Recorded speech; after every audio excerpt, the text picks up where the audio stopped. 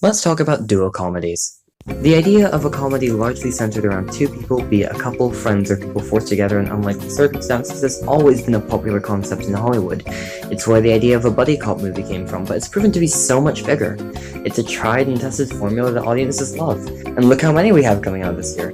Late Night, Men in Black International, Yesterday, Stuber, Hobbs and Shaw, Once Upon a Time in Hollywood, Spies in Disguise, Sonic the Hedgehog, so on and so forth.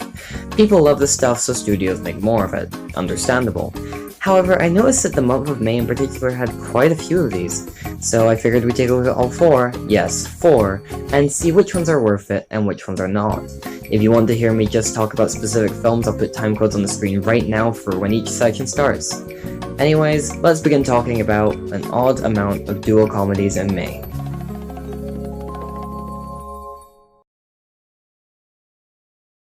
The first film to talk about is the latest movie from director Jonathan Levine, Longshot. Now, I kind of have a very complicated relationship with this director. He's the guy behind Warm Bodies, which is easily one of the best YA films I've seen and one I'd definitely recommend. He is also the guy behind the Amy Schumer mess that is Snatched, an unfunny wreck of a movie that I would definitely not recommend. And in the whole scale of things, Longshot serves as his middle ground. It's nowhere near as good as Warm Bodies, but nowhere near as bad as Snatched. But it's definitely closer to being a bad movie than a good one. There are lots of things I liked about the film. Charlize Theron is great here and her character is very fun to watch. I knew Theron was good with comedy, but this is probably the first time I've seen her in a film that is mainly a comedy, and I hope to see her in more. Her comedic skill is very entertaining, and while a lot of that can likely be attributed to the writing, her performance definitely elevated that for me.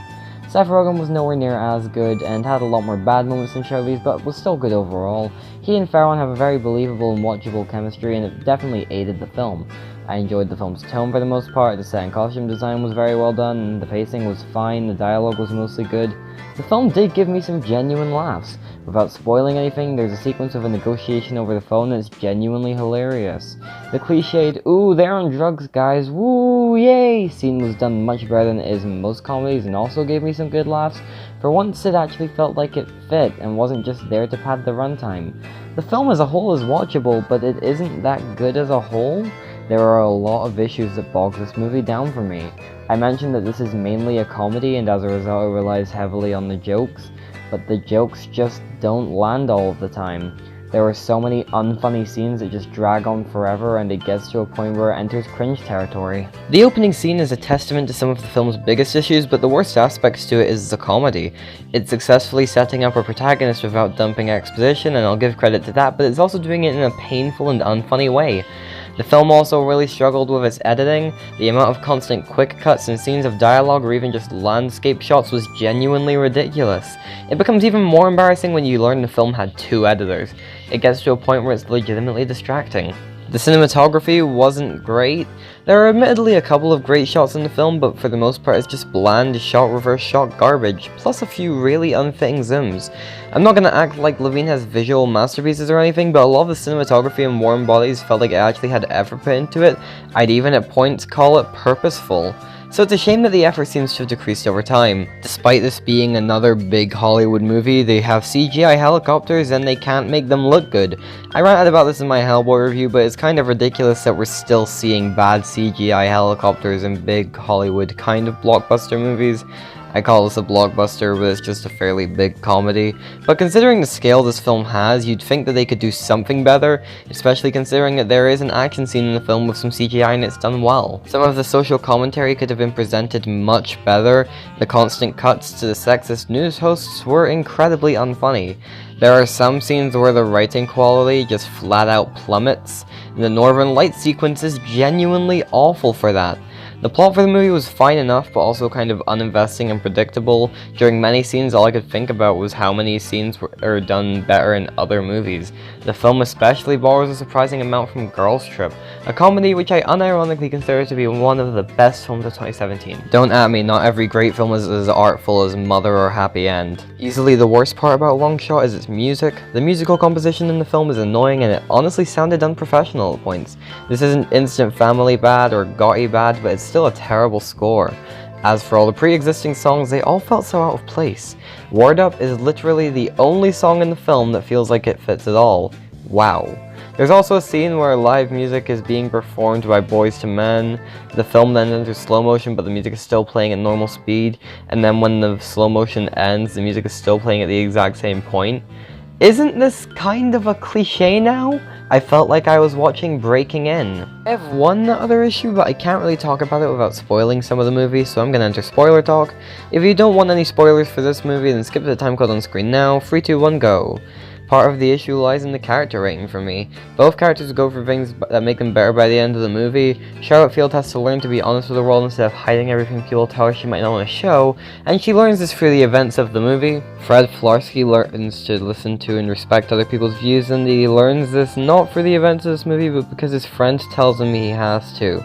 It's such a dead cliche to have this be the reason someone changes, and it makes the change feel unearned here. Flarsky has definitely gone through things that theoretically should change him, but when after an argument Charlotte leaves him, instead of the fear of losing someone he loves making him realize he has to change, he complains to his best friend, who then goes on a long rant that convinces him to change. It's such an overused way of trying to develop characters without actually putting the effort in, and it's a shame the movie couldn't think of anything better. Anyways, this film was kinda bad, but there were enough pros for it to balance out and be just kinda average. And I'll probably forget about it in like a month. This isn't a film I'd recommend you go check out, but it's definitely not something I'd recommend against. It's a perfectly serviceable comedy that lacks in way too many areas for me to call it decent, never mind good. And I'm giving Long Shot a 5 out of 10. The next film to talk about is the feature film debut from Chris Addison, The Hustle. This is actually a remake of the comedy Dirty Rotten Scoundrels, but this time it's gender swapped. Now I actually really like Dirty Rotten Scoundrels. It's interestingly shot, the music is great, it's well written and funny, it's very well acted. It's obvious just off that The Hustle had to live up to something.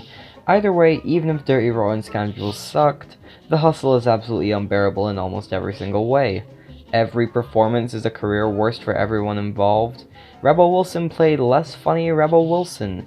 This is nothing she hasn't done before, but somehow she manages to completely fail at it here. Her performance is god-awful and she was just plain hard to watch.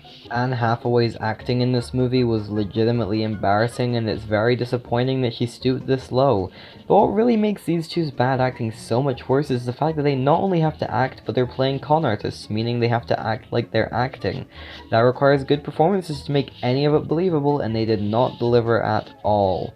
To make matters worse, they don't click together at all. They have a serious lack of chemistry, and overall having them as the protagonists did not help the film at all. It wasn't particularly well shot, it was just typical bland cinematography, the music was overbearing and annoying, the humor fell flat on its face, and the entire film was just painful cringing. The characters are surprisingly stupid for con artists, as well as being completely uninteresting and unlikable. Despite the plot from this movie just being a shot-for-shot remake of Dirty Rotten Scoundrels, but this time, again, the genders are swapped, the plot here was uninspired, dull, predictable, and at points incredibly stupid. The plot is mostly exactly what you'd expect, but there is one aspect I kinda want to talk about, so if you don't want spoilers for the goddamn Hustle of all films, skip the time code on the screen now. 3, 2, 1, go. So basically, Rebel and Anne are having a bet to swindle a man of $500,000, and whoever gets it first gets to stay in the town they're staying in. Rebel pretends to be blind, and he offers to contact the amazing eye specialist she's heard of, so she makes up a random name, only for him to find them online as an actual eye specialist and find her in the hotel. What do you know, it's Anne Hathaway. Despite it being literally impossible to know what random name Rebel Wilson would say and have an entire website made in time as well as a fake social media account. That was pretty dumb. Also, while we're in spoiler talk, let's quickly talk about how goddamn dumb this movie's ending is. So the entire movie they keep referencing this major con artist called Medusa, and all I could think was, yep, they're getting swindled by Medusa by the end of the movie. So it turns out the guy they were trying to swindle is actually Medusa's grandson, and he swindled $500,000 each from them. But then he comes back 2 weeks later scamming some other people and just shows up to scam other people while at Anne's place? Is it seriously this easy to stroll onto private property? This isn't the first time it happens in the movie as well. Shouldn't you hire some security or something? Anyways, he asks them if they want to be a conning team and says to Rebel Wilson about how he actually does love her, which the film confirms is not a swindle and is true. But for some reason she believes him? Didn't he just rob you of $500,000 using your attraction to him? Why are you a dumbass? Anyways, this movie was stupid and bad and I hated it. The only real redeeming quality was the title sequence being kinda creative and well done. Outside of that, This film is utterly incompetent and utterly unenjoyable. Despite being a shot-for-shot remake right down to lines of dialogue and specific jokes, the film fails to do anything with the levels of competence of the original. Definitely do not check this movie out, as it is just a pain to sit through. I'm giving The Hustle a 1 out of 10. The next film to talk about is the new Rob Letterman movie, Detective Pikachu. For those of you unaware of who Rob Letterman is, he has made a career out of making awful piles of garbage. His first movie, Shark Tale, is quite the atrocity of a debut. It also managed to somehow score an Oscar nomination for Best Animated Feature, despite the film being visually terrible and also plain incompetent. His next movie was Monsters vs. Aliens, a very forgettable but equally awful trash heap of an animated movie. Then Rob had the smart idea to stop making animated movies. Unfortunately, that led to his worst film yet, Gulliver's Travels, an obnoxious, painful, unfunny waste of time. In keeping with the live-action book adaptation theme, he made Goosebumps. As it is, Goosebumps isn't actually abysmal, it's just a subpar and plain bad movie, but as someone who grew up reading Goosebumps, I still managed to hate it based on how terrible it is as an adaptation. And that brings us to Detective Pikachu. As you can see, I was very obviously interested in seeing how this movie turned out, and having seen it, I can say it's better than the majority of Letterman's movies. That being said, it's still a mess in almost every aspect, and it's still fairly horrendous. The acting wasn't great. Justice Smith did nothing whatsoever with his performance. Sure, he didn't have much to work with and he did better here than he did in Fallen Kingdom, but he brought nothing to this movie whatsoever. I don't know why he was cast as a protagonist, considering he isn't very convincing or charismatic. Catherine Newton was unbelievably bad. Her acting here was nearly comical in its lack of quality. This is honestly the worst performance I've seen in a very long time, and it's especially annoying because this is the first time I thought she did a bad job in a film. Even in Paranormal Activity 4 she managed to deliver. Wow. Ryan Reynolds would have done a better job if his voice wasn't so distinct. Yes, I'm aware that's part of the joke, but not only is the joke not funny, but it's incredibly detrimental to the film. If I can't hear Detective Pikachu, I can only hear Ryan Reynolds. It didn't help that in quite a few scenes, the animators did a bad job matching the dialogue to Pikachu's mouth movements. It just made the fact that the film was dubbed so much more noticeable. And quite honestly, even excluding Pikachu, quite a lot of the film is dubbed anyway. The second scene in the movie has a shot where two characters are in view but you can't see their faces and they're talking to each other, but it's very obvious ADR. It's kinda hard to get into the movie when what you added in post sticks out so much. The cinematography wasn't all that interesting. In the opening scene I was legitimately impressed by just how well shot the film was, and I was hoping the rest of the film would be just as visually interesting as this scene. But no, the rest of this film is either blandly angled or way too visually noisy. The visual effects often looked really fake. There are some scenes where things actually blended with their environments and the CGI was genuinely good in some scenes, but there are other scenes where it just stands out like a sore thumb. The production design was at times very well done, but often ruined by bad CGI making the environment feel fake. The character designs were fairly horrific outside of Pikachu himself. The music was awful and very distracting at times, the editing was jarring and annoying with a lot of quick cuts at points that should not have had quick cuts. This may seem like a weird thing to critique, but during the end credits, the usage of the word "and" was awful. The writing credits were along the lines of name, name and name, and name. What an awful lack of consistency. The pacing was all over the place. From the start of the film, everything feels rushed and underdeveloped.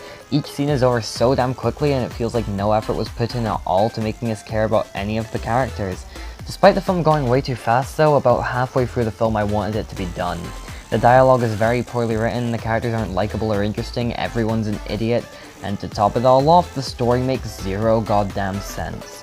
To actually explain this train wreck of a plot, I'm gonna have to enter spoiler talk. If you don't want spoilers for this movie, then skip to the timecode on the screen now. 3, 2, 1, go. So the film opens with a scene of Mewtwo breaking out of a facility to chase a car that he then blows up, or at least the film tells you he blows it up. You see, this film needs to pad its runtime as much as goddamn possible, so the film features like a billion twists, but we'll get to those as they come. We then cut to the protagonist Tim out with a friend. He fails at catching a Pokemon and then he gets a phone call to say his father has died in a car crash. He goes to Rhyme City and speaks to his dad's co-worker who mentions that dad's Pokemon partner died as well. Tim then goes to his dad's apartment where he meets the awful love interest Lucy and her Psyduck. She starts trying to question Tim about his father's death because she wants to be a journalist and works at a news company but is an intern who also writes BuzzFeed style articles, I guess. First of all, you do not know this guy at all.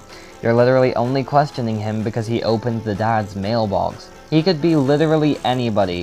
What if he was the mailman? Secondly, why were you waiting for someone to open the mailbox? Wouldn't it be more of a giveaway if someone entered the dad's house?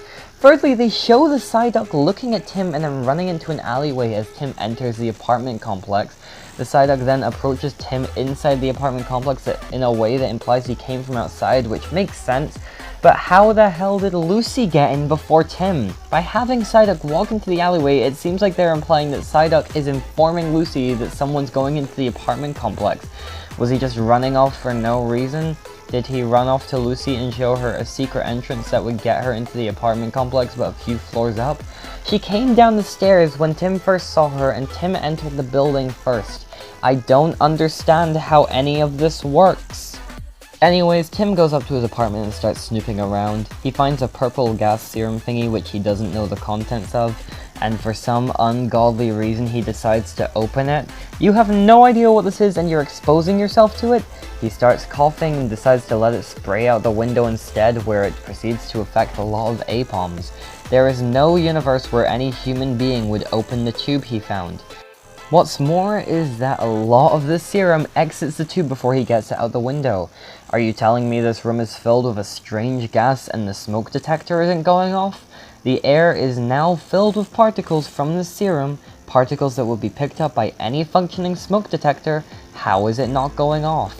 Smoke detectors will literally go off because people leave food in the microwave too long, and you're telling me a room filling up with gas has no effect? Are there no smoke detectors in this universe? What sense does any of this make? Anyways, a little while later, Tim encounters Pikachu and they realize they can talk to and understand each other. We're then flung into a terrible action sequence where the affected APOMs try to eat Tim and Pikachu. For some reason, the scene has an obsession with removing as many articles of clothing from Tim as humanly possible. I understand it was meant to be funny, but it just wasn't funny. Then Tim and Pikachu realize they both knew Tim's dad.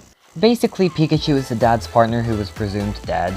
But when they start actually discussing how Tim's dad is probably not dead, they don't bring up that Pikachu, who was presumed dead, is alive. They instead go with, I can feel it, he's out there, and they didn't find a body. By the way, with the second one, at no point in the film do they ever establish that they did not find a body. Why are these things being presumed? They also reveal Pikachu has amnesia, because of course he does. They then go to Lucy and Psyduck and find some clues, and then go to Mr. Mime and they accidentally murder him. They get clues by Miming covering him in gasoline and Miming holding a mimed match over a mimed trail leading to him in a mimed enclosed room. But after they get the clue they need, Tim accidentally drops the mimed match and I guess they just kill him. They literally cut away after he mimes it and they all have troubled expressions on their faces. Did you kill Mr. Mime? Okay then. Anyways, Mr. Mime's clue leads them to an illegal Pokemon fighting arena that Pikachu somehow already knows about. I thought you had amnesia. Also, if Detective Pikachu knew about this illegal activity, you'd think the police would have done something about it, especially considering in an exposition dump from earlier in the film we learned that in Rhyme City, Pokemon battles are illegal, so the authorities know about this and have done nothing. We later find out that Detective Pikachu has been in battles here before.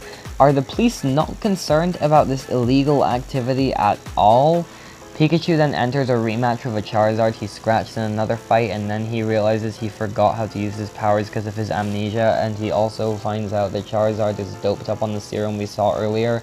So Tim enters the ring and starts fighting Charizard as well. Is this not cheating in any way?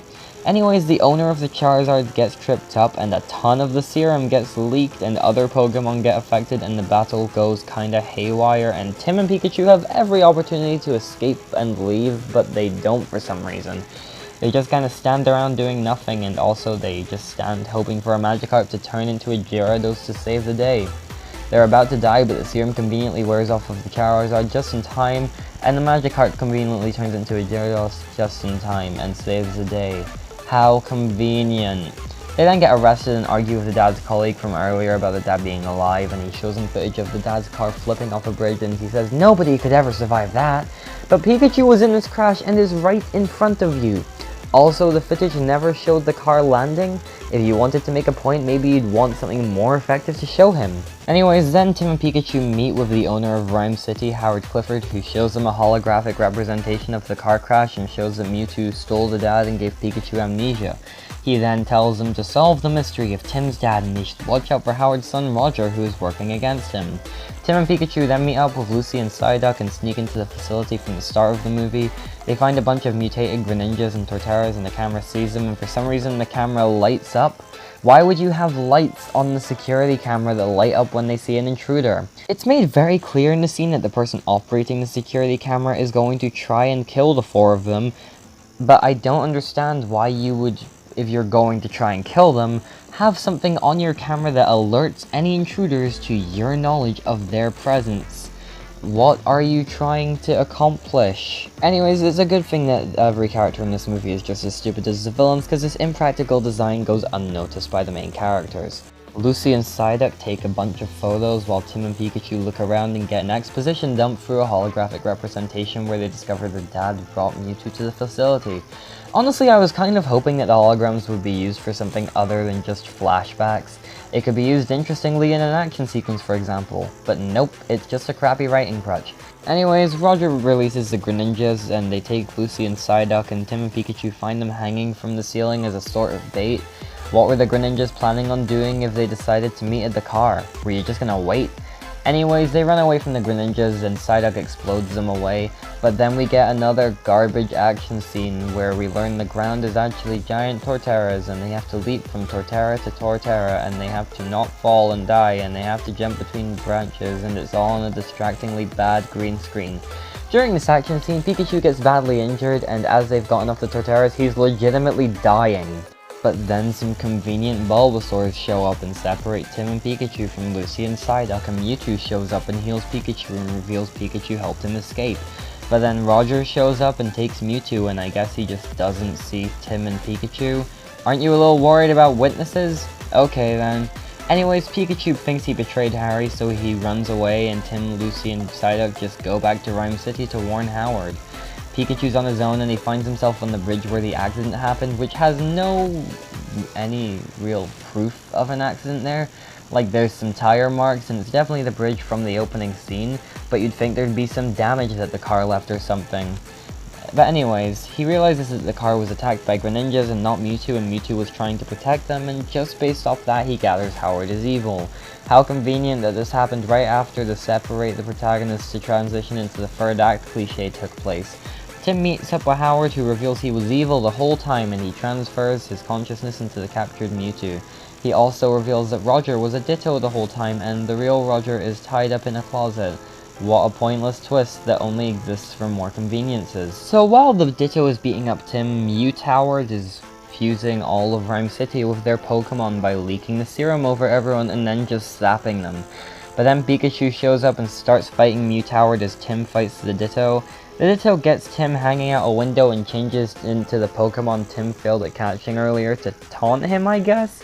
But only Tim and his friend know that happened. I'm not well versed in everything Pokemon, but how does the Ditto know about the Pokemon that Tim screwed up at catching earlier?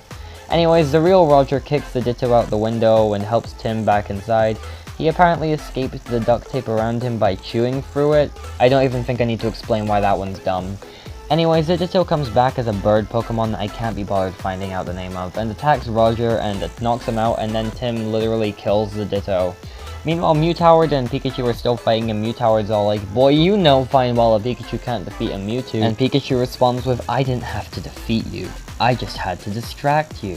And we cut to Tim taking the device that transferred Howard's consciousness into the Mewtwo off of him as he screams. This probably could have been slightly cool if the entire scene Tim hadn't had so many opportunities to do this earlier. Even when we cut to him about to do it, he just stands there for a few seconds first. The entire scene I was screaming at him internally, and even when the payoff came, it was infuriating. Anyways, Mewtwo changes everyone back, and Howard is arrested, and Lucy becomes a reporter, and she and Tim start dating, and Mewtwo reveals that Tim's dad was actually in Pikachu the whole time, because that's not at all stupid. Basically, he removed Tim's dad's consciousness from his body after the crash to save him and put it into Pikachu. First off, that doesn't explain the missing body, and secondly, how come when Pikachu fused with the dad he could talk, but when everyone else fused with their Pokemon they couldn't? Pikachu could never talk to Tim's dad, and we see at the end that Pikachu is back to his normal voice, so it's not hereditary. And everyone inhaled the leaked serum, so it's not the serum. But then nobody would be able to hear them because the only person who's still a human in all of Rhyme City is Tim, and he's busy fighting. Yes, that's true, but you can see Pikachu interacting with Pokemon in his Ryan Reynolds voice and them talking just as they always did. It's already been said that Pokemon can talk to each other, and we have seen Psyduck understand what Pikachu has said in his Ryan Reynolds voice in the English language. Why is there no consistency in this film? There is no reason that they aren't speaking with the voices of the humans they fused with. I guess it would have been too much effort to animate.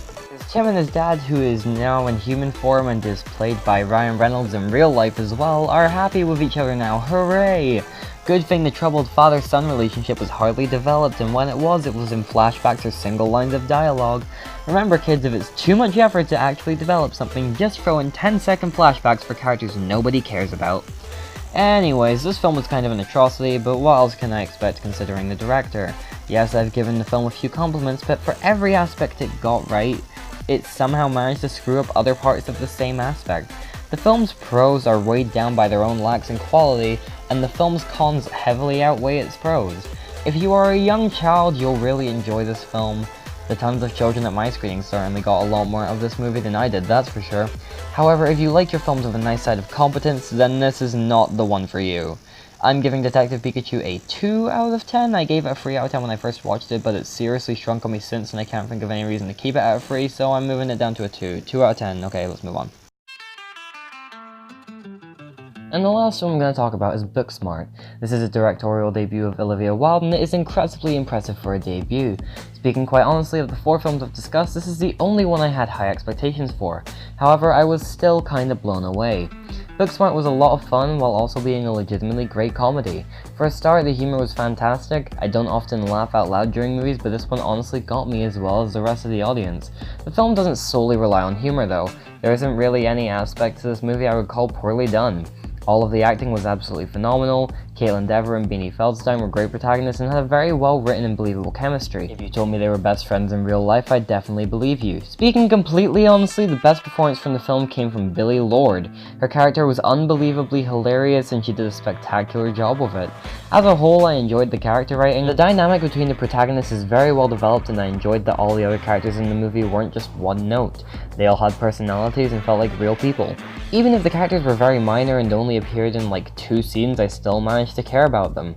The music was used very well and all fit with the themes. One thing I want to point out is this movie uses the song Money by Likelai 47. The song was also used in the movie Little, which I've also already reviewed. But in Little, the film plays the clean version out of fear of a higher rating. They even have Regina Hall singing along to this awkwardly and obviously added a clean version. But in Booksmart, they actually use the actual song, which I really appreciated. Not only does it fit with the characters that are being introduced in the scene, but it's genuinely just refreshing to have a movie that doesn't awkwardly edit its music to keep the film at a more accessible certification. The film also uses Boys by Lizzo, which is an instant win. The film is surprisingly well shot considering it's a debut. It's very visually creative and overall just looks great. I enjoyed the editing for once. It actually felt like it added to the comedy at parts and was overall used in a very effective way. The tone was great. I loved the production design. The film had a great personality. I was never bored.